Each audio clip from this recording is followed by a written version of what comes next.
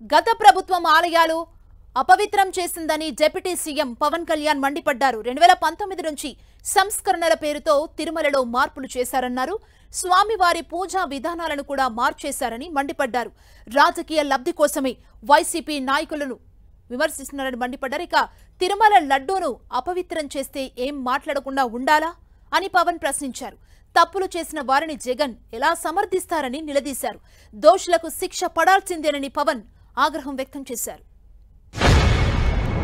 TTD బోర్డుని constitute చేసిన YCP ప్రభుత్వం 2019 నుంచి సంస్కరణల పేరుతోటి అంతకుముందు చాలా తప్పులు జరిగినాయనే వాటితోటి చాలా మార్పులు చేర్పులు పట్టుకొచ్చారు.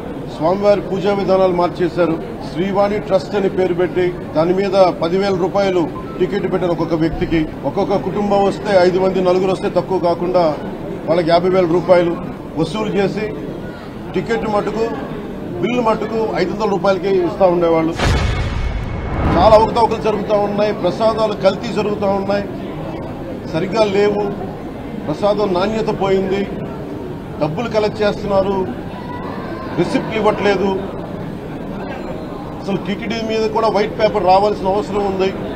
ఇవన్నీ కూడా మేము చాలాసార్లు అనుకుంటా ఉన్నాం. కానీ ఈ స్థాయిలో కల్తీ జరుగుద్దని, కల్తీ ఉంటుంది, ఫుడ్ అడల్టరేషన్ ఉంటుంది, చేసే తిండిలో కల్తీ ఉంటుంది, అన్ని దేవాలయాల్లో కూడా ప్రమాణాలు పాటిస్తున్నారా లేదా అన్న చర్చ బయటకు వచ్చింది ఈరోజు.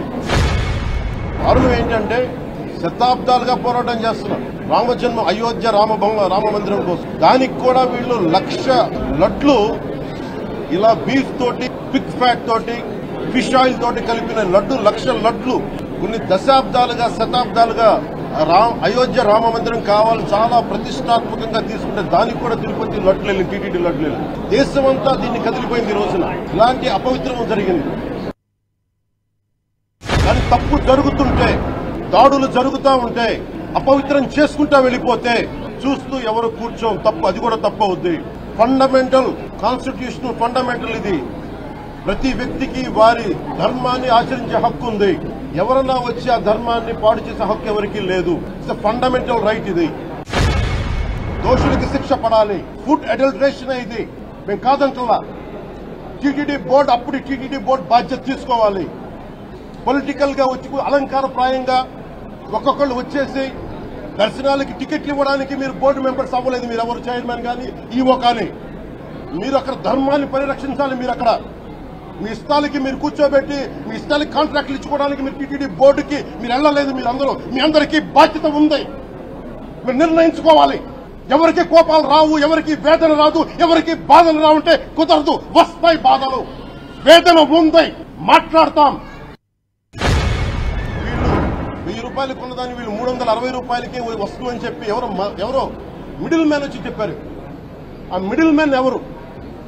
దీని మీద సంతకం పెట్టింది ఎవరు? మీరు 1,00,000 లడ్డూలు మీరు అయోధ్యగా పంపించినప్పుడు మాట్లాడింది ఎవరు? చెక్ చేశారా? క్వాలిటీ చెక్ చేశారా? కోట్లాది మంది భగవంతుణ్ణి విశ్వాసం ప్రకటించే ప్రతి ఒక్కరి ఈ రోజున బాధకు గురయ్యారు. నాకు నిజంగా ఇంకో వేదన కూడా ఉంది. ఇది ఇంకొకరిని నిందించట్లా. తిరుమలలో ఉండే ఇంతమంది సేవ చేసుకునే వ్యక్తులు కానీ, మీరందరూ హిందువులే కదా. మీరందరూ టీటీడీలో ఉండే వందలాది మంది ఎంప్లాయీలు, మీకు ఉద్యోగులు, వేలాది మంది ఉద్యోగులు, మీరందరూ ఏం చేస్తున్నారు? మీరు హిందువులు కాదా? మీరు స్వామివారికి అపవిత్రం జరుగుతూ ఉంటే మీరు కల్తీనే జరుగుతుంది మీకు తెలిసి కూడా మీరు ఎందుకు కాముకున్నారు?